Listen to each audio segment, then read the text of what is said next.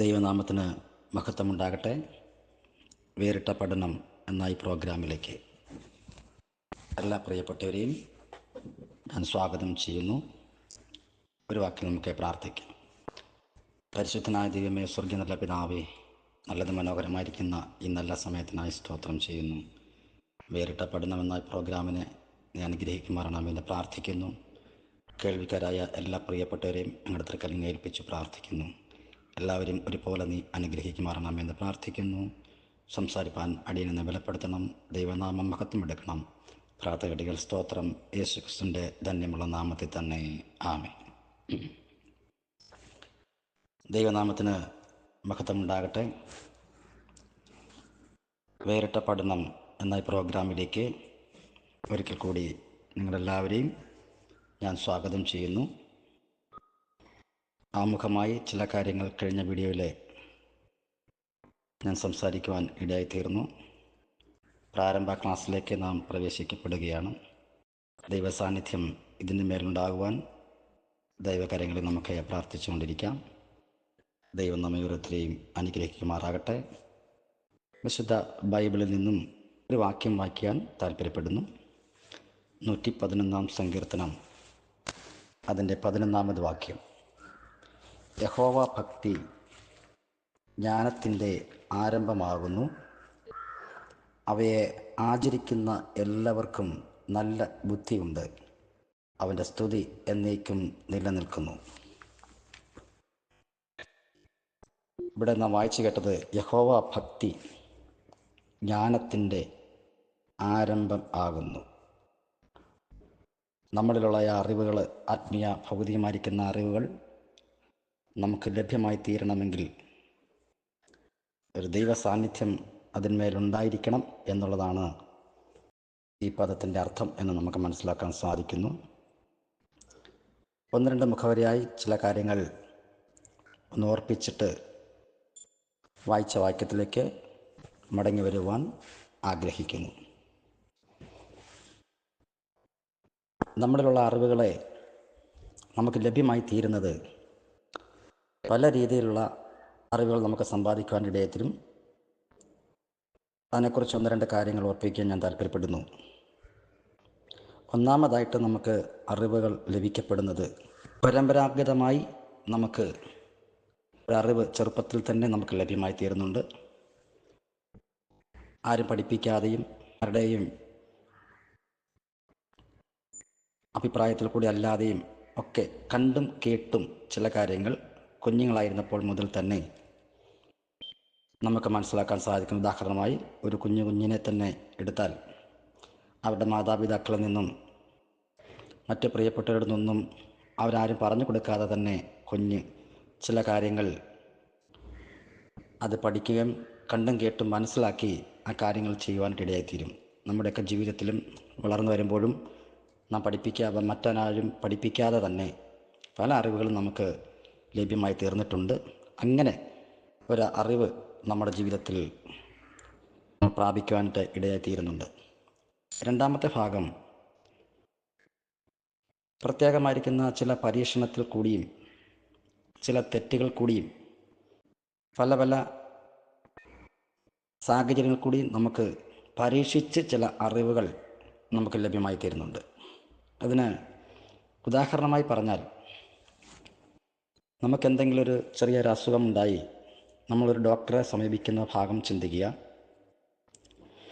ആ ഡോക്ടറെ ഒരിക്കൽ നമ്മൾ ചെല്ലുന്നു. ഉദാഹരണം പനിയെന്ന് വിചാരിക്കുന്നു. പനിയായി ചെന്ന് ആ ചികിത്സ തേടുമ്പോൾ ആ ഡോക്ടർ നമുക്ക് ആദ്യമായി ചില മരുന്നുകൾ നമുക്ക് തരും. അസുഖം നമുക്ക് ഭേദമായില്ലെങ്കിൽ വീണ്ടും ആ ഡോക്ടറെ ചെന്നിട്ട് കണ്ട് അവരോട് പറയും അല്പം കുറവില്ല എന്ന് പറയുമ്പോൾ ചില ടെസ്റ്റുകൾ ചെയ്യുവാനായിട്ട് ഡോക്ടർ നമ്മോട് നിർദ്ദേശിക്കും. അപ്രകാരം ആ ടെസ്റ്റിലും നമുക്ക് അദ്ദേഹത്തിന് മറുപടി വ്യക്തമായ ഒരു കണ്ടുപിടുത്തം ലഭ്യമായി തീരാതെ വണ്ണം ഇരിക്കുകയാണെങ്കിൽ അടുത്തതായിട്ട് അതിനേക്കാൾ മുകളിലുള്ള പിന്നെയും ടെസ്റ്റുകൾ നടത്തി ആ രോഗം കണ്ടുപിടിക്കാൻ ഇടയായിത്തീരും. ഏറ്റവും ഒടുവിൽ രോഗം കണ്ടുപിടിച്ച് ചികിത്സിക്കുവാനായിട്ടും ഇടയായിത്തീരുന്ന ഒരു രംഗം നമ്മുടെയൊക്കെ ജീവിതത്തിൽ ഉണ്ടായിട്ടുണ്ടായിരിക്കാം. ഇല്ലെങ്കിൽ അങ്ങനെ ആ ഉദാഹരണത്തിൽ കൂടി പറഞ്ഞു എന്നേ ഉള്ളൂ. അങ്ങനെ ആ പരീക്ഷണാർത്ഥം ഓരോ ഭാഗങ്ങളും കണ്ട് മനസ്സിലാക്കി കണ്ടുപിടിക്കുന്ന ഒരറിവ്. ചില തെറ്റുകളൊക്കെ നമ്മുടെ ജീവിതത്തിൽ തൊഴിൽപരമായും വിദ്യാഭ്യാസപരമായും പകുതി മറിക്കുന്ന അറിവുകളൊക്കെ ചില തെറ്റുകളൊക്കെ നമ്മൾ ഉണ്ടായെങ്കിലും ആ തെറ്റ് തിരുത്തുവാൻ വേണ്ടി മറ്റൊരു കാര്യം ചെയ്യുമ്പോൾ അതൊരു പുതിയ കണ്ടുപിടുത്തമായിട്ട് നമുക്ക് ചില അറിവുകൾ നമ്മൾ അതിനോട് ആഡ് ചെയ്യാനായിട്ട് ഇടയായിത്തീരും. ഇങ്ങനെ പരീക്ഷണാർത്ഥം ചില തെറ്റുകൾ കൂടിയൊക്കെ നമുക്ക് ഉണ്ടാകുന്ന ചില അറിവുകൾ നമുക്ക് ജീവിതത്തിൽ നമ്മളെല്ലാം കരസ്ഥമാക്കിയിട്ടുണ്ട്. അടുത്തതായിട്ട് ചിന്തിക്കുമ്പോൾ മനസ്സിലാക്കാൻ സാധിക്കുന്നത് ശാസ്ത്രീയ വശമായിരിക്കുന്ന ചില അറിവുകളുണ്ട്. ഏത് വിഷയത്തിനും ആത്മീയ ഭൗതികമായിരിക്കുന്ന ഏത് വിദ്യയ്ക്കും അതിൻ്റെതായ ഒരു ശാസ്ത്രീയ വശം ഉള്ളതായിട്ട് നമുക്ക് മനസ്സിലാക്കാൻ സാധിക്കുന്നുണ്ട്. അങ്ങനെ ആ ശാസ്ത്രീയമായിരിക്കുന്ന ഒരു പഠനം ഉണ്ടായിരിക്കുന്ന ഒരാളിന് മാത്രമാണ് ആ വിഷയത്തിൽ കറക്റ്റായിട്ടുള്ളൊരു കാര്യം അവതരിപ്പിക്കുവാൻ സാധിക്കത്തുള്ളൂ. അങ്ങനെ ഏത് വിഷയത്തിനും ഒരു ശാസ്ത്രീയ പഠനം ഉള്ളതായി നമുക്ക് മനസ്സിലാക്കാൻ സാധിക്കുന്നുണ്ട്. ഇങ്ങനെയാണ് നമ്മുടെ ജീവിതത്തിൽ ഓരോ അറിവുകളും നമ്മൾ സമ്പാദിക്കാനിടയിൽ തരുന്നത്. നമ്മൾ പറഞ്ഞു കൊടുക്കാതെ പാരമ്പര്യമായിട്ട് വരുന്ന ചില അറിവുകളുണ്ട്. കണ്ടും കേട്ടും വരുന്ന ഒരു അറിവുകൾ, ചില പരീക്ഷണാർത്ഥം നമ്മൾ പ്രാപിക്കുന്ന ചില അറിവുകൾ അല്ല. എനിക്ക് ശാസ്ത്രീയ വശമായിട്ട് ആ വിഷയം പഠിക്കണമെന്ന് ചിന്തിച്ചുകൊണ്ട് ഏത് വിഷയമാണെങ്കിലും അത് ശാസ്ത്രീയമായിരിക്കുന്ന രീതിയിൽ തിയറിക്കലായിട്ട് പഠിക്കുന്നതായിരിക്കുന്ന ചില അവസ്ഥകൾ നമുക്ക് ജീവിതത്തിൽ. ഇങ്ങനെയാണ് മൊത്തമായിട്ടും നമ്മുടെ ജീവിതത്തിൽ ഒരു വിദ്യ നമ്മൾ അഭ്യസിക്കുവാൻ ഇടയായിത്തീരുന്നതെന്ന് ഒരു ഭാഗം ചിന്തിക്കുവാൻ ഇടയായിത്തീരുന്നുണ്ട്. മറ്റൊരു രീതിയിൽ പറഞ്ഞു കഴിഞ്ഞാൽ നീതിസാരത്തിൽ ഇങ്ങനൊരു കാര്യം പറയുന്നു: ആചാര്യാൽ പാദമാദത്തെ പാദം ശിഷ്യ, സ്വമേധയാൽ പാദം സബ്രഹ്മചാരിത്യ, പാദം കാലക്രമേണത് എന്നൊരു ഭാഗം നമുക്ക് പഠിക്കാൻ സാധിക്കുന്നുണ്ട്.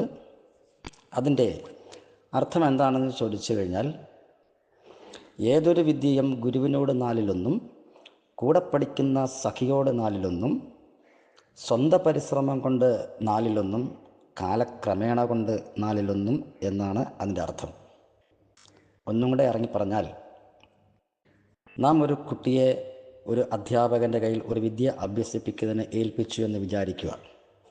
ആ ഗുരുവിൽ നിന്നും 100-ൽ 25% മാത്രമേ ആ ഗുരുവിൽ നിന്നും അല്ലെങ്കിൽ ആ അധ്യാപകരിൽ നിന്നും ആ കുട്ടി ഗ്രഹിക്കുന്നുള്ളൂ. രണ്ടാമത്തെ ഭാഗം കൂടെ പഠിക്കുന്ന സഖിയോട് നാലിലൊന്നും എന്ന് പറഞ്ഞാൽ, ഇന്ന് നാം പഠിച്ചതായിരിക്കുന്ന ആ കാര്യങ്ങൾ ആ കുട്ടികൾ തമ്മിൽ എന്ത് പറയും, അതിനെക്കുറിച്ച് തമ്മിൽ ഷെയർ ചെയ്യുമ്പോൾ ബാക്കി 25% കൂടെ മനസ്സിലാക്കാൻ സാധിക്കുന്നു എന്നാണ് അതിൻ്റെ അർത്ഥം. അടുത്ത ഭാഗം സ്വന്തം പരിശ്രമം കൊണ്ട് നാലിലൊന്നും.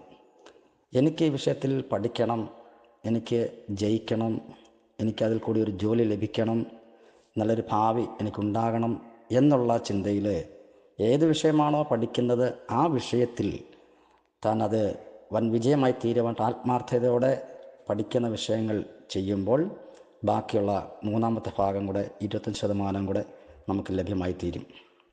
ഏറ്റവും അവസാനം പറഞ്ഞിരിക്കുന്ന കാലക്രമേണ കൊണ്ട് നാലിലൊന്നും.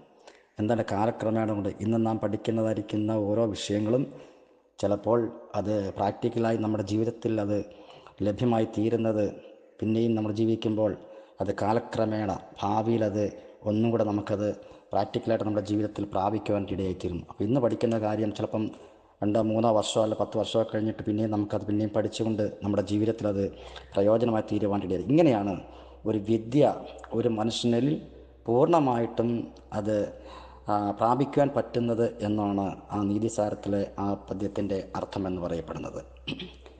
മാത്രമല്ല, വിദ്യാധനത്തെക്കുറിച്ച് നമ്മുടെ മഹാകവി കെ വി സെൻ സാർ പറഞ്ഞിരിക്കുന്ന ഒരു പദ്യം കൂടെ ഞാനൊന്ന് ചൊല്ലുവാനായിട്ട് ആഗ്രഹിക്കുന്നു. അത് നമുക്കൊരു അനുഗ്രഹമായിരിക്കും എന്ന് ഞാൻ ഈ തരുണത്തിൽ ഓർപ്പിക്കുകയാണ്. അതിങ്ങനെയാണ്. ആ പദ്യത്തിൻ്റെ പേര് വിദ്യാധനം സർവധനാൽ പ്രധാനം. ഇങ്ങനെയാണത് കാണുവാൻ സാധിക്കുന്നത്. പഠിപ്പ് തന്നെ മനുജന് ഭൂഷണം, ഉടുപ്പ് ഭൂഷാദികളൊന്നുമല്ലഹോ, മിടുക്കരായിട്ടു വരണമെങ്കിലോ മടിച്ചിടാതങ്ങ് പഠിച്ചുകൊള്ളുവിൻ. കുപ്പായവും തൊപ്പിയും ഇട്ടു ചെന്നാൽ സൽപുരുഷന്മാർ വകവയ്ക്കയില്ല. അല്പേതര പ്രഭാവ കീർത്തി നേടാൻ എപ്പോഴും അൻപോട് പഠിച്ചുകൊള്ളുവിൻ. മാതാവിനെ പോലെ ഹരക്ഷ ചെയ്യും താതന് തുല്യം ഹിതവും കഥിക്കും. ചേതസ്സിലാനന്ദമതീവ നൽകും ഏതൊന്ന് വിദ്യയ്ക്കു സമം നിനച്ചാൽ എന്ന് പറഞ്ഞതിൻ്റെ അർത്ഥം വിദ്യാധനം സർവധനാൽ പ്രധാനം എന്ന് പറഞ്ഞാൽ വിദ്യ ഉണ്ടെങ്കിൽ ഏത് രംഗത്തും നമുക്ക് വിജയം കൈവരിക്കുവാൻ ഇടയായിത്തീരും എന്നാണ് അദ്ദേഹം നമ്മോട് ഓർപ്പിക്കുന്നത് ഈ പദ്യത്തിൽ കൂടി. അപ്പോൾ എന്തായിരുന്നാലും നാം വിദ്യ നമ്മുടെ ആത്മീയ ഭൗതികമായിരിക്കുന്ന ഏത് വിഷയമാണെങ്കിലും ആ വിഷയത്തിൽ ഒരു വിദ്യ നമ്മുടെ കയ്യിലുണ്ടെങ്കിൽ നമുക്ക് അനുഗ്രഹം പ്രാപിക്കാനായിട്ടും ഏത് സ്റ്റേജിലാണെങ്കിലും ഏത് സാഹചര്യത്തിലാണെങ്കിലും നമുക്കവിടെ വിജയം കരസ്ഥമാക്കുവാൻ ഇടയായിത്തീരും എന്നുള്ളതാണ് ഇതിൽ നിന്നും നമുക്ക് മനസ്സിലാക്കാൻ സാധിക്കുന്നത്. ഇനി നമുക്ക് വായിച്ച വാക്യത്തിലേക്ക് നമുക്ക് മടങ്ങി വരാം. 111 സങ്കീർത്തനം 11 വാക്യമാണല്ലോ വായിച്ചിരിക്കുന്നത്. യഹോവ ഭക്തി ജ്ഞാനത്തിൻ്റെ ആരംഭമാകുന്നു, അവയെ ആചരിക്കുന്ന എല്ലാവർക്കും നല്ല ബുദ്ധിയുണ്ടെന്നാണ് വായിച്ച നാം കേട്ടത്. ഇപ്പോൾ നാം ചിന്തിച്ചു നിർത്തിയിരിക്കുന്ന പല അറിവുകൾ നാം പഠിക്കുകയും പ്രാപിക്കുകയൊക്കെ ചെയ്തുവെങ്കിലും ദൈവഭക്തി, യഹോവ ഭക്തി, ദൈവത്തിൻ്റെ സാന്നിധ്യം, ദൈവകൃപ നമ്മുടെ മേൽ ഉണ്ടെങ്കിൽ മാത്രമേ സുവിശേഷ പ്രസംഗത്തിലും സുവിശേഷ വേലയിലും നമുക്ക് വർദ്ധിച്ചു വരുവാനും ആ ശുശ്രൂഷയിൽ നാം വിജയികളായി തീരുവാനായിട്ടും ഇടയായിത്തീരത്തുള്ളൂ എന്നുള്ളതാണ് ഈ വാക്യത്തിൻ്റെ അർത്ഥം. അപ്പോൾ ഒന്നാമത് നമുക്ക് വേണ്ടത് യഹോവ ഭക്തിയാണ്. യഹോവ ഭക്തനാരാണ്, എങ്ങനെയാണ് യഹോവ ഭക്തി, ആ കാര്യം നമുക്ക് പിന്നീട് ചിന്തിക്കുന്നതായിരിക്കും. പെട്ടെന്ന് ചില കാര്യങ്ങൾ, ഉദാഹരണത്തിൽ പ്രാരംഭ ക്ലാസ്സിനോടുള്ള ബന്ധത്തിൽ നമ്മൾ തന്നെ ഒന്ന് ക്രമീകരിക്കപ്പെടുന്ന രീതിയിലേക്ക് ഞാൻ ഇന്നത്തെ ക്ലാസ് മുഖവരായി പറയുന്നു എന്ന് മാത്രമേ ഉള്ളൂ. ഇപ്പോൾ ഇവിടെ വായിച്ചു കേട്ടിരിക്കുന്നത് യഹോവ ഭക്തിയാണ് ജ്ഞാനത്തിൻ്റെ ഏറ്റവും വലിയ ആരംഭം എന്ന് പറയപ്പെടുന്നത്. ഏത് അറിവുകളും നാം സമ്പാദിക്കണമെങ്കിൽ ദൈവഭക്തിയിൽ നാം ആയിത്തീരണം. അതിന് ഉദാഹരണമായി 1 രാജാക്കന്മാരുടെ പുസ്തകം 3-ാം അധ്യായം അതിൻ്റെ 3-ാമത് വാക്യം ഇങ്ങനെ വായിക്കുന്നു: ശലോമോൻ യഹോവയെ സ്നേഹിച്ചു, തൻ്റെ അപ്പനായ ദാവീദിൻ്റെ ചട്ടങ്ങളെ അനുസരിച്ച് നടന്നു. എങ്കിലും അവൻ പൂജാഗിരികളിൽ വെച്ച് യാഗം കഴിക്കുകയും ധൂപം കാട്ടുകയും ചെയ്തു.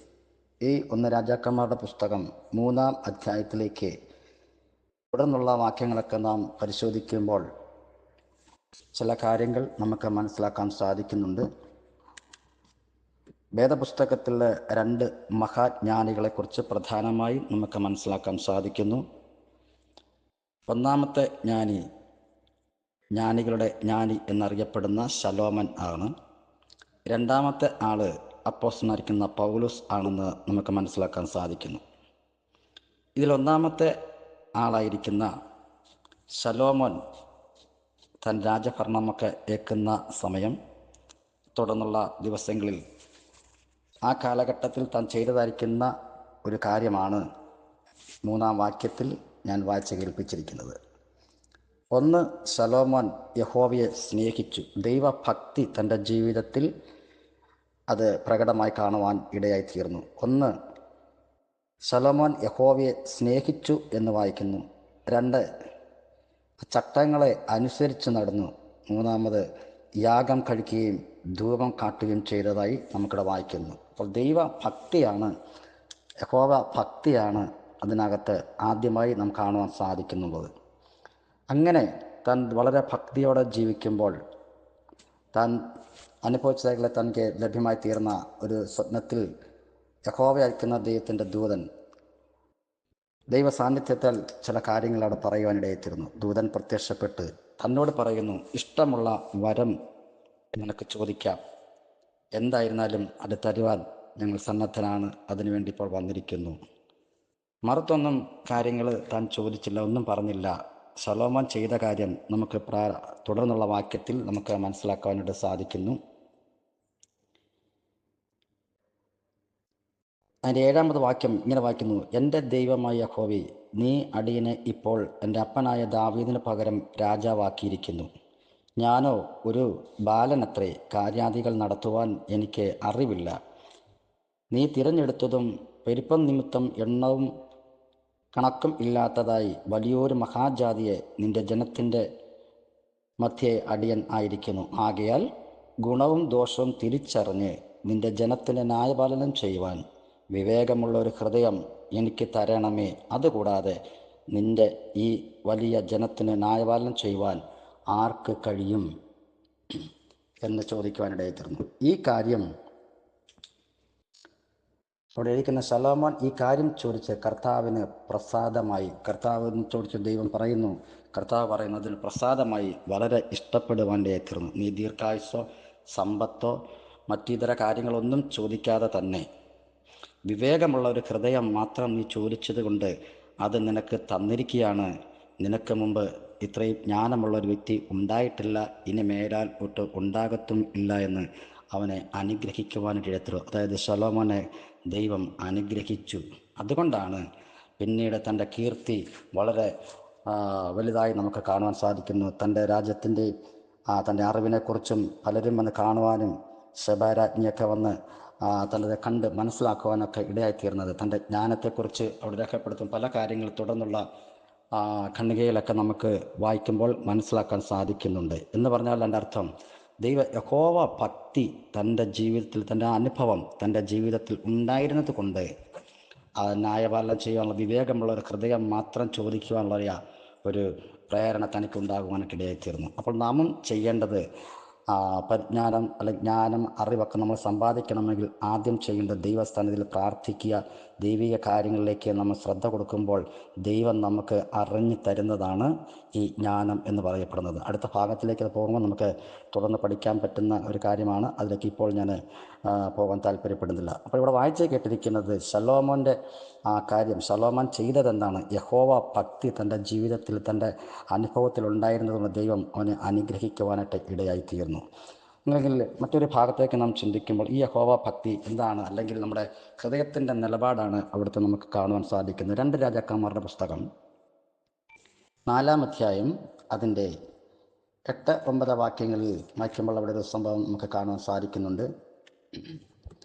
2 രാജാക്കന്മാരുടെ പുസ്തകം 4-ന്റെ 8-ാം വാക്യം: ഒരു ദിവസം എലീശ ശൂനേമിലേക്ക് പോയി. അവിടെ സ്ത്രീ ഉണ്ടായിരുന്നു. അവൾ അവനെ ഭക്ഷണത്തിന് വരണം എന്ന് നിർബന്ധിച്ചു. പിന്നത്തേതിൽ അവൻ ആ വഴി പോകുമ്പോഴൊക്കെയും ഭക്ഷണത്തിന് അവിടെ കയറും. അവൾ തൻ്റെ ഭർത്താവിനോട്, നമ്മുടെ വഴിയായി കൂടെ കടന്നു പോകുന്ന ഇയാൾ വിശുദ്ധനായൊരു ദൈവപുരുഷൻ എന്ന് ഞാൻ കാണുന്നു.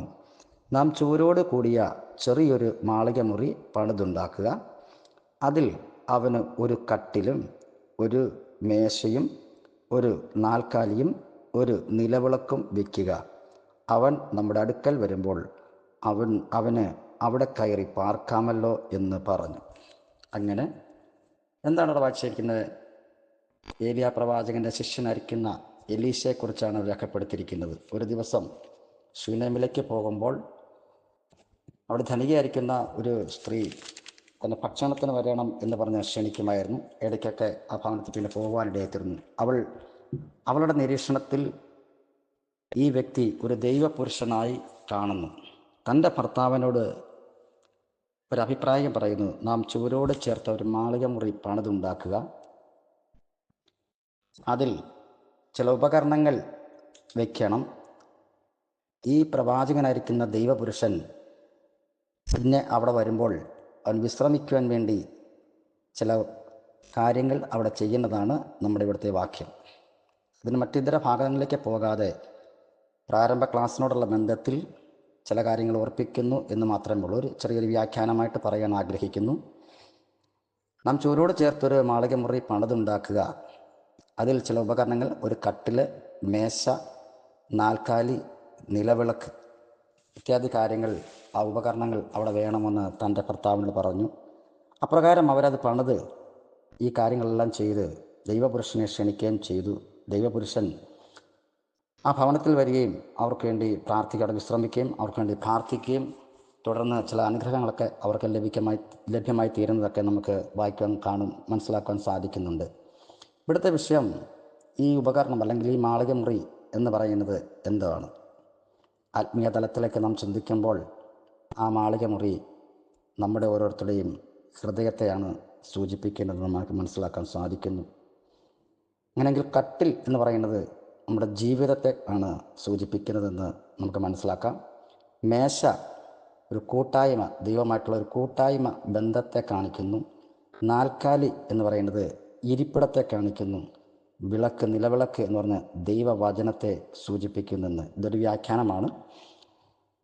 അങ്ങനെയെങ്കിൽ ഈ വലിയ പ്രവാചകൻ യേശുക്രിസ്തുവിന് നിഴലായിട്ട് നിൽക്കുന്നു എന്ന് പറഞ്ഞാൽ, ഒന്നും കൂടെ ഇറങ്ങിപ്പറഞ്ഞാൽ, ഈ പ്രവാചകനായിരിക്കുന്ന അല്ലെങ്കിൽ നിഴലായിട്ട് നിൽക്കുന്ന ഈ പ്രവാചകൻ നമ്മുടെ കർത്താവ് യേശുക്രിസ്തുവിന് നിഴലായിട്ട് നിൽക്കുന്നു. പൊരുളായിരിക്കുന്ന യേശുക്രിസ്തു മാളികമുറിയായിരിക്കുന്ന നമ്മുടെ ഹൃദയത്തിലേക്ക് കടന്നു വരാൻ ആഗ്രഹിക്കുന്നുവെന്നും, അങ്ങനെ നമ്മുടെ ഹൃദയത്തിലേക്ക് കടന്നു വരുമ്പോൾ തനിക്ക് വിശ്രമിക്കാൻ ആവശ്യമുണ്ടെങ്കിൽ നമ്മുടെ ജീവിതം, കട്ടിലായിരിക്കുന്ന നമ്മുടെ ജീവിതം ശരിയായ രീതിയിലാണെങ്കിൽ മാത്രമേ ആ കർത്താവ് നമ്മുടെ ഉള്ളിൽ വസിക്കത്തുള്ളൂ. പിന്നെ മേശ ഒരു കൂട്ടായ്മ ബന്ധം, കർത്താവുമായിട്ടുള്ള ഒരു കൂട്ടായ്മ ബന്ധം ഉണ്ടായിരിക്കണം. നാൽക്കാലി അതായത് ഇരിപ്പിടത്തെ കാണിക്കുന്നു. നമ്മുടെ ഇരിക്കരുതെന്ന് പറഞ്ഞ സ്ഥലങ്ങളുണ്ട്, ഇരിക്കണമെന്ന് പറയുന്ന സ്ഥലങ്ങളുണ്ട് വിശുദ്ധ ബൈബിളിൽ.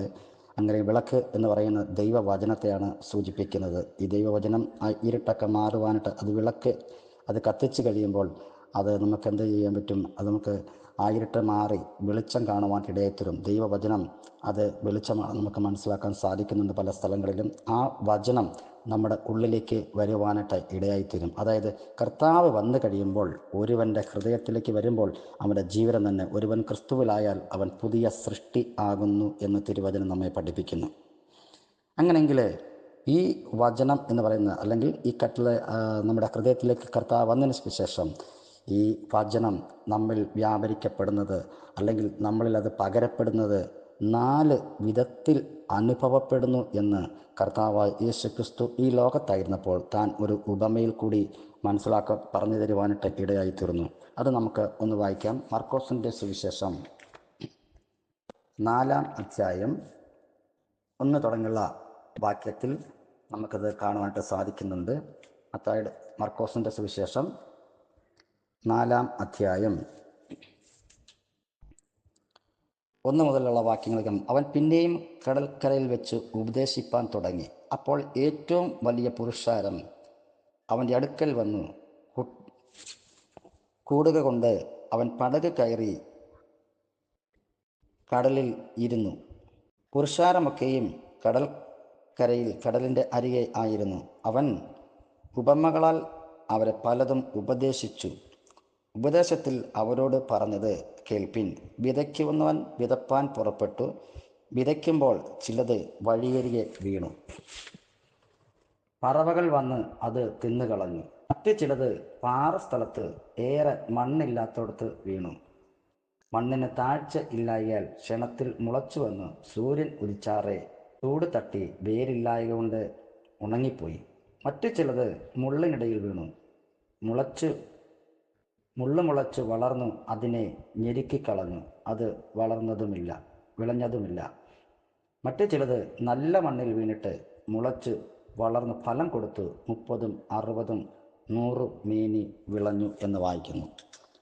കർത്താവ് യേശുക്രിസ്തു ഈ ലോകത്തായിരുന്നപ്പോൾ താൻ പല സാദൃശ്യങ്ങളിൽ കൂടിയും ഉപമകളിൽ കൂടിയൊക്കെ സംസാരിച്ചതായിട്ട് നമുക്ക് തിരുവചനം പഠിക്കുമ്പോൾ മനസ്സിലാക്കാൻ സാധിക്കുന്നുണ്ട്.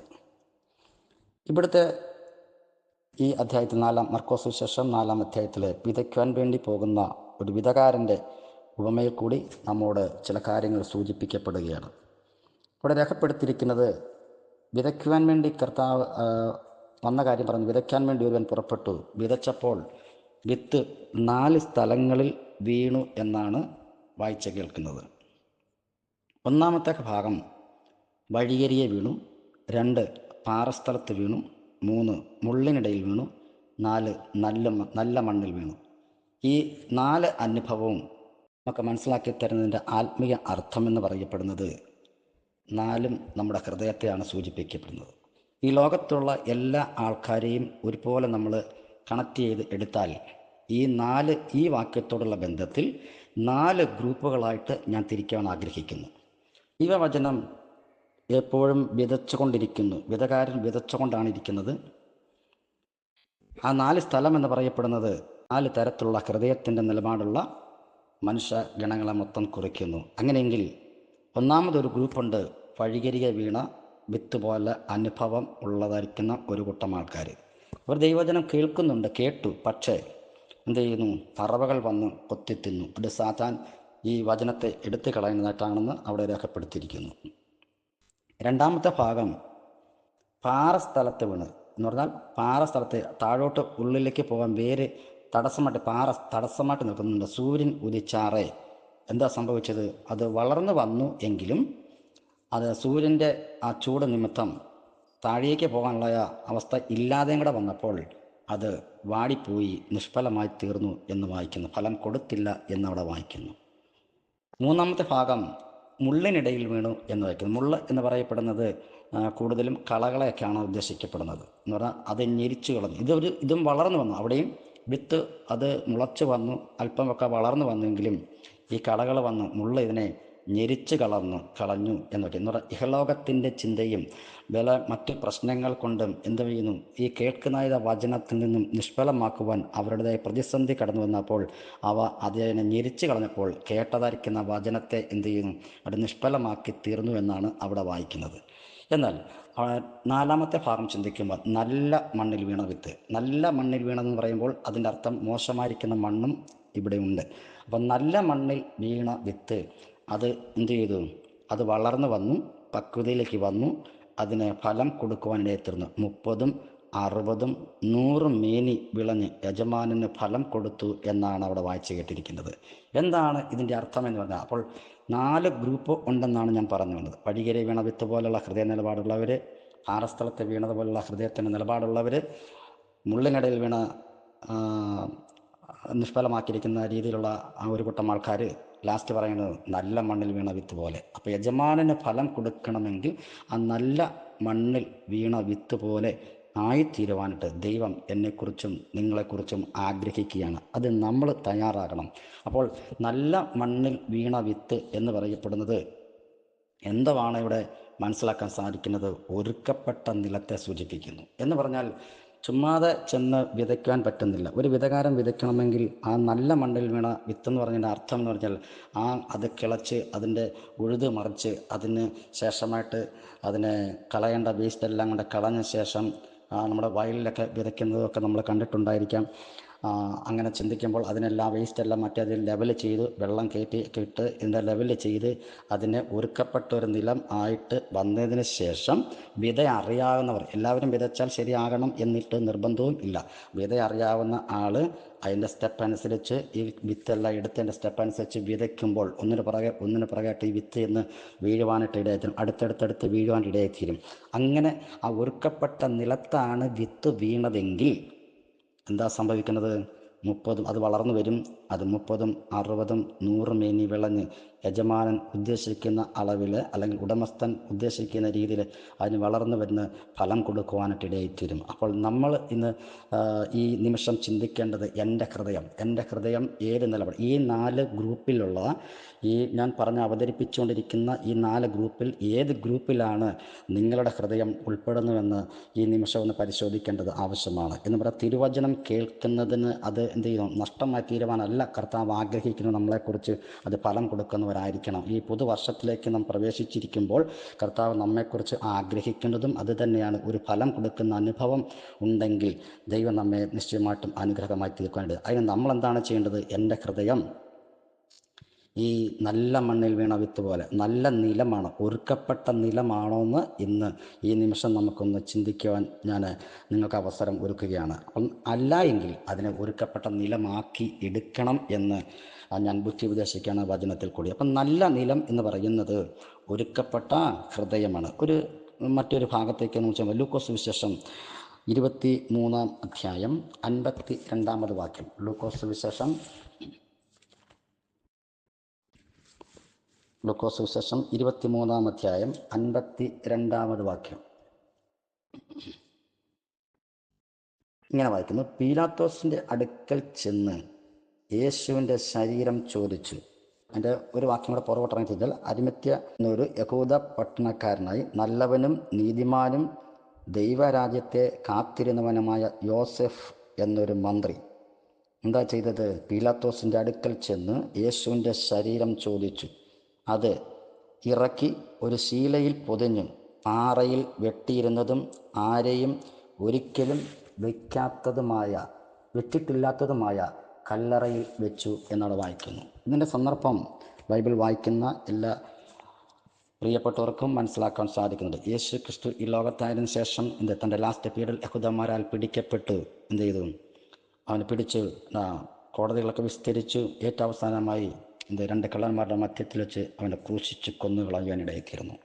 താൻ മരിച്ചു എന്ന് ഉറപ്പായതിനു ശേഷം ഈ മന്ത്രി ചെയ്തത്, ഈ അരിമത്യക്കാരനായ യോസഫ് ചെയ്തത്, പീലാത്തോസിൻ്റെ അടുക്കൽ ചെന്ന് ഈ ശരീരം ഏറ്റുവാങ്ങി. എന്നിട്ട് തനിക്ക് വേണ്ടി അല്ലെങ്കിൽ തൻ്റെ കുടുംബത്തിന് വേണ്ടിയൊക്കെ ചെയ്തതായിരിക്കാം, അല്ലെങ്കിൽ അവർ പണിതതായിരിക്കാം. താൻ പാറയിൽ വെട്ടിയതും ആരെയും ഒരിക്കലും ഇതിനു മുമ്പ് വെച്ചിട്ടില്ലാത്തതുമായ ഒരു പുതിയ കല്ലറയിൽ എന്ത് ചെയ്തു? യേശുവിൻ്റെ ശരീരം കൊണ്ടുവന്ന് വെച്ചു എന്നവിടെ രേഖപ്പെടുത്തിയിരിക്കുന്നു. അതിനെക്കുറിച്ച് പല സുവിശേഷകരും പുതിയ കല്ലറയിൽ നിന്നും ഒക്കെ രേഖപ്പെടുത്തിയിട്ടുണ്ട്. അങ്ങനെയെങ്കിൽ ഇവിടെ വായിച്ചിരിക്കുന്ന പാറയിൽ വെട്ടിയിരിക്കണം, ആരെയും ഒരിക്കലും ഇതിനു മുമ്പ് വെച്ചിട്ടില്ല. അപ്പോൾ അവിടുത്തെ അർത്ഥം, ഈ കല്ലറ എന്ന് പറയപ്പെടുന്നത് നമ്മുടെ ഹൃദയത്തെയാണ് സൂചിപ്പിക്കുന്നത്. അപ്പോൾ യേശുവിനെ വെക്കുന്ന കല്ലറ അതിനു മുൻപ് മറ്റാരെയും വെച്ചിട്ടില്ല, ഒന്നാമത്തെ കാര്യം.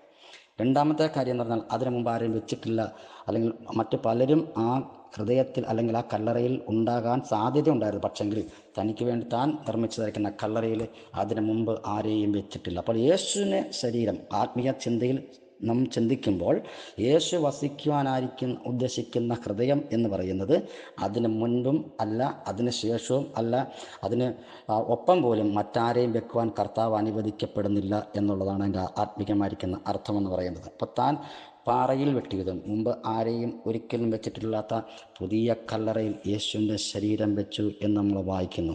എന്ന് പറഞ്ഞാൽ ആ പുതിയ കല്ലറ ആയിരിക്കുന്ന നമ്മുടെ ഹൃദയം. ഇന്ന് ഈ നിമിഷം നാം ചിന്തിക്കേണ്ടത്, നമ്മുടെ ഹൃദയത്തിൻ്റെ നിലപാട് ആ പാറയിൽ വെട്ടിയതും പുതിയ കല്ലറ ആയിരിക്കണം, ആരെയും വെച്ചിട്ടില്ലാത്ത. എന്ന് പറഞ്ഞാൽ ഈ നിമിഷം നമ്മുടെ ഹൃദയത്തിൽ മറ്റാരെങ്കിലും, യേശുവിനെ കൂടാതെ ആരെയും വെക്കാൻ കർത്താവ് അനുവദിക്കപ്പെടുന്നില്ല.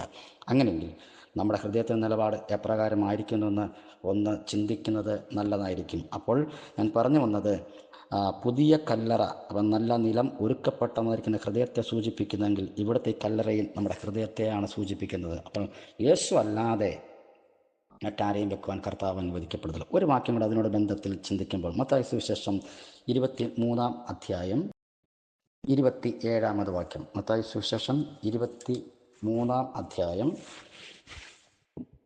27-ാമത് വാക്യം വായിക്കുന്നു. കപടഭക്തിക്കാരായ ശാസ്ത്രിമാരും പരീശന്മാരുമായുള്ളവരെ, നിങ്ങൾക്ക് കഷ്ടം!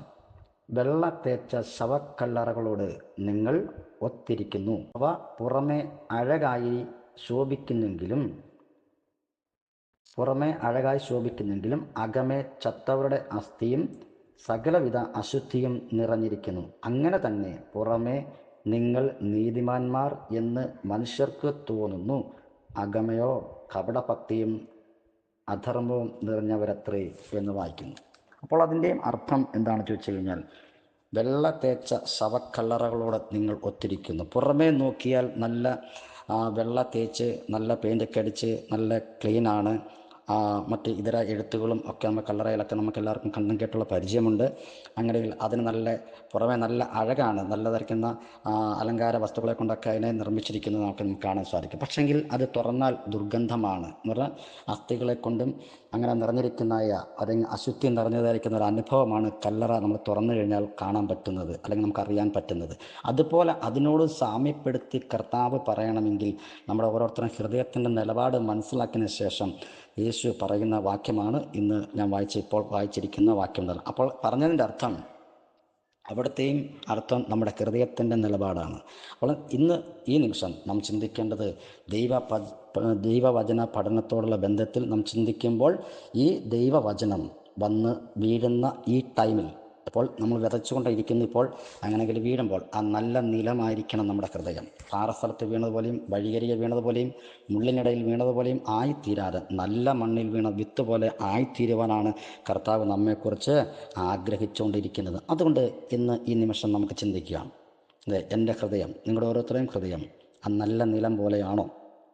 ആരെയും ഒരിക്കലും വെച്ചിട്ടില്ലാത്ത ആ കല്ലറ പോലെ ആണോ? ചിന്തിക്കുന്നത് നല്ലതായിരിക്കും. ഞാനൊരു കഥയും കൂടെ പറഞ്ഞ് ഞാൻ ഇന്നത്തെ ഈ ക്ലാസ് ക്ലോസ് ചെയ്യാൻ ആഗ്രഹിക്കുന്നു. നമ്മുടെ നാട്ടിൽ ഡിസംബർ മാസം 24-25 ക്രിസ്തുമസ് എന്ന് പറയപ്പെടുന്ന ഉത്സവം അല്ലെങ്കിൽ ക്രിസ്മസ് ആചരിക്കുകയാണല്ലോ, അല്ലേ? അത് ആചരിക്കപ്പെടുന്നവരും അല്ലാത്തവരുമൊക്കെ ഉണ്ട്. എന്നിരുന്നാലും എല്ലാവർക്കും മനസ്സിലാകുന്ന ഒരു കാര്യമാണ് ക്രിസ്മസ് എന്ന് പറയപ്പെടുന്നത്. ആ ടൈമിൽ നമ്മൾ പണ്ടൊക്കെ ആണെങ്കിൽ ക്രിസ്മസ് കാർഡുകൾ അയക്കുക, പ്രത്യേക സമ്മാനങ്ങൾ അയക്കുക ഒക്കെ പതിവാണ്. പണ്ട്, ഇന്നത്തെ കാലത്താണെങ്കിൽ വാട്സപ്പിലും അങ്ങനെയുള്ള ഇതര മാധ്യമങ്ങളിൽ കൂടിയൊക്കെയാണ് ഇപ്പോൾ കുഞ്ഞുങ്ങളിലൊക്കെ, കൂട്ടുകാർക്കൊക്കെ അത് മെസ്സേജുകൾ കൈമാറപ്പെടുന്നത്, സമ്മാനങ്ങളൊക്കെ കൈമാറുന്നത്. എന്നാൽ പണ്ട് കാലത്ത് ഇതിങ്ങനെ അത്രയും സൗകര്യങ്ങളൊന്നും ഇല്ലാതിരുന്ന ഒരു കാലഘട്ടം നമ്മളൊന്ന് ചിന്തിക്കുക. കുറച്ച് വർഷം പുറകോട്ട് ഞാൻ നിങ്ങളെ ക്ഷണിക്കുകയാണ്. ഒരു രാജകുമാരൻ തൻ്റെ കൂട്ടുകാരനായിരിക്കുന്ന അയൽ രാജകുമാരന് ഇതുപോലെ ഒരു ക്രിസ്മസ് സമ്മാനം അയക്കുവാൻ ഇടയായിത്തീർന്നു. അത് മറ്റൊന്നുമല്ലായിരുന്നു, കുഞ്ഞു കുട്ടികൾക്ക് നമ്മൾ കളിപ്പാട്ടമായി കൊടുക്കുന്ന 2 പാവകളായിരുന്നു സമ്മാനമായിട്ട് കൊടുത്തത്. ആ പാവയ്ക്ക്, 2 പാവയ്ക്കും ഒരു പ്രത്യേകതയുണ്ട്. ഒരേ സ്കെച്ചിൽ മെനഞ്ഞെടുത്ത 2 പാവകൾ, ഒരേ ആകൃതി, ഒരേ നിറം, ഒരേ വലിപ്പം, ഒരേ ഭാരം. അങ്ങനെ ഒരു പാവ മറ്റേ പാവയിൽ നിന്ന് വ്യത്യസ്തമായി പുറമേ നോക്കിയാൽ ഒരു വ്യത്യാസവും ഇല്ലാത്ത തരത്തിലായിരുന്നു അതിനെ നിർമ്മിച്ചിരുന്നത്. ഇപ്പോൾ കൂടെ ഒരു ലെറ്ററും ഉണ്ടായിരുന്നു. ഞാൻ നിനക്ക് ഈ സമ്മാനം അയച്ചു തരുന്നു, നീ ഇതിനെ നല്ലതുപോലെ പരിശോധിക്കണം. ഒരു പാവ മറ്റേ പാവയിൽ നിന്ന് വ്യത്യാസമുണ്ട് എന്ന് നിനക്ക് ബോധ്യപ്പെട്ടാൽ ആ കാര്യം നീ എന്നെ എഴുതി അറിയിക്കണം. അപ്പോൾ കൂടുതലായി ഞാൻ നിനക്ക് സമ്മാനങ്ങൾ അയച്ചു തരുന്നതായിരിക്കും എന്ന് ഒരു ലെറ്ററും കൂടെ ഉണ്ടായിരുന്നു. അതിന് അധികാരപ്പെട്ട ആൾക്കാർ ഈ രാജകുമാരനെ കൊണ്ട് കൊടുക്കുവാനിടയായിത്തീർന്നു. കൂടെയുള്ള ലെറ്റർ താൻ വായിച്ചതിന് ശേഷം തനിക്ക് അല്പമായിരിക്കുന്ന ടെൻഷൻ ഉണ്ടായി. ഇതിനെ പുറമേയൊക്കെ നോക്കിയിട്ടും ഇതിനെ തിരിച്ചു മറിച്ചൊക്കെ നോക്കിയിട്ട് യാതൊരു വ്യത്യാസവും തനിക്ക് കാണാൻ പറ്റിയില്ല. പാവയെ അവിടെ വെച്ച് ചില നിമിഷങ്ങളൊക്കെ ഒരു 1-2 ദിവസം അതിനെ പരിശോധിച്ചിട്ട് തനിക്കൊന്നും മനസ്സിലാകാതെ വന്നപ്പോൾ താൻ വളരെ ഭാരപ്പെടുവാനിടയിൽ തന്നു. എന്നാൽ തനിക്ക് പെട്ടെന്ന് ഇങ്ങനെ ഒരു ബോധ്യം, പെട്ടെന്നൊരു ചിന്ത വന്നിട്ട് ഇതിന് ഉള്ളിൽ ഇനെങ്ങനെയുണ്ട്, ഇതിനൊരു ഹോള് വല്ലതും ഉണ്ടോ എന്നിങ്ങനെ ടെസ്റ്റ് ചെയ്യുവാൻ വേണ്ടി താൻ ചിന്തിച്ചു. അങ്ങനെ അതിനെ ഒന്നും കൂടെ പരിശോധിച്ചപ്പോൾ അതിൻ്റെ ചെവിയിൽ ചെവിയുടെ ഭാഗത്ത് ചെറിയൊരു കിടുത്ത കണ്ടു. അപ്പോൾ ഒരു പാവയിൽ എന്ത് ചെയ്ത് പെട്ടെന്ന് താൻ ഒരു കാര്യം ചെയ്തത് ഇങ്ങനെയാണ്. ഒരു പച്ച ഈർക്കിലി എടുത്തുകൊണ്ട് വന്നിട്ട് ആ ഹോള് കണ്ട ആ കിടുത്തയിലോട്ട്, ഈ പാവയുടെ കിടുത്തയിലോട്ട്, ആ ചെവിയുടെ കിടുത്തയിലോട്ട് ഈ പച്ച ഈർക്കിലി ഇങ്ങനെ കടത്തി വിടുവാനിടയായി തീർന്നു. അത് ആ പാവയുടെ ഇപ്പുറത്തെ ചെവിയിൽ കൂടി അത് ഇറങ്ങി വരുവാൻ ഇടയായി തീർന്നു. അതിനെ മാറ്റിവെച്ചു. അടുത്ത പാവയിൽ എങ്ങനെ ആയിരിക്കും എന്നുള്ള ചിന്തയിൽ അടുത്ത പാവയെടുത്തു. അതേപോലെ തന്നെ 2ാമത്തെ പാവയിലും ചെയ്തു.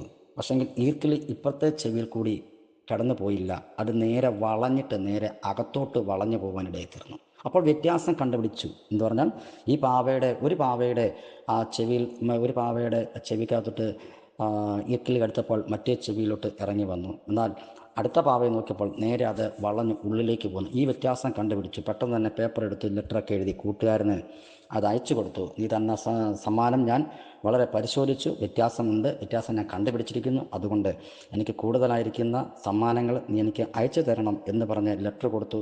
അതിന് സന്തോഷത്താൽ ആദ്യം ചെയ്തു. അടുത്ത സമ്മാനം തനിക്ക് ലഭിച്ചു എന്നുള്ളതാണ് കഥ. അത്രയും ഉള്ളൂ. പക്ഷേ ഈ 2 തരത്തിലുള്ള പാവകളും ഇന്ന് ലോകത്തുണ്ട്.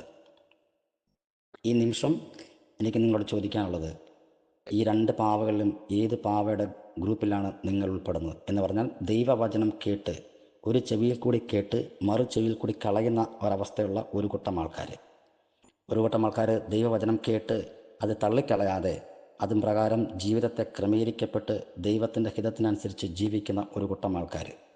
അങ്ങനെയെങ്കിൽ ഈ പ്രാരംഭ ക്ലാസ്സിൽ എനിക്ക് നിങ്ങളോട് ഓർപ്പിക്കാനുള്ളത്, ഓർപ്പിച്ചുകൊണ്ടിരിക്കുന്നതും, എന്താണ്? യഹോവ ഭക്തി ജ്ഞാനത്തിൻ്റെ ആരംഭമാകുന്നു. അവയെ ആചരിക്കുന്ന എല്ലാവർക്കും നല്ല ബുദ്ധിയുണ്ടെന്ന് തിരുവചനത്തിൽ നമുക്ക് കേൾക്കുവാൻ ഇടയായിത്തീർന്നു. അതുകൊണ്ട് നാം എന്താണ് ചെയ്യേണ്ടത്? ദൈവവചനം കേൾക്കുന്നത് അതൊരു ചെവിയിൽ കൂടെ കേട്ട് മറു ചെവിയിൽ കൂടെ കടത്തി കളയുവാനല്ല, നിഷ്ഫലമാകുവാനല്ല ദൈവം നമ്മെക്കുറിച്ചും ആഗ്രഹിക്കുന്നത്. അതിനെന്ത് ചെയ്യണം?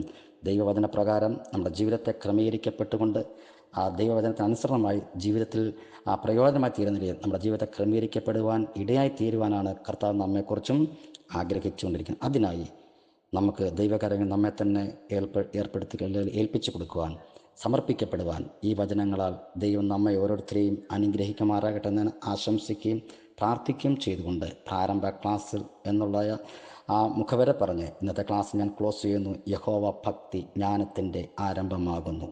അവയെ ആചരിക്കുന്ന എല്ലാവർക്കും നല്ല ബുദ്ധി. യഹോവ ഭക്തിയിൽ ആയിത്തീരുവാൻ നമ്മുടെ ഹൃദയത്തിൻ്റെ നിലപാടിനെ നമുക്കൊന്ന് ചിന്തിച്ച് അതിന് പരിശോധിച്ച് അതിനെ വേണ്ടതക്കണ ക്രമീകരണങ്ങൾ വരുത്തുവാൻ ഈ വചനത്താൽ നിങ്ങളെ ദൈവം അനുഗ്രഹിക്കട്ടെ, നമുക്ക് ആലോചന പറഞ്ഞു തരട്ടെ എന്ന് ഞാൻ ആശംസിക്കുകയും പ്രാർത്ഥിച്ചും ചെയ്തുകൊണ്ട് എൻ്റെ വാക്കുകൾ ഉപസംഹരിക്കുന്നു. ദൈവം നമ്മെ ഓരോരുത്തരെയും അനുഗ്രഹിക്കുമാറാകട്ടെ. ആമേൻ. ഒരു വാക്കിൽ പ്രാർത്ഥിക്കും. പരിശുദ്ധനായ ദൈവമേ, സ്വർഗീയ നല്ല പിതാവേ, നല്ലതും മനോഹരമായിരിക്കുന്ന ഈ നല്ല സമയത്തിനായി സ്തോത്രം ചെയ്യുന്നു.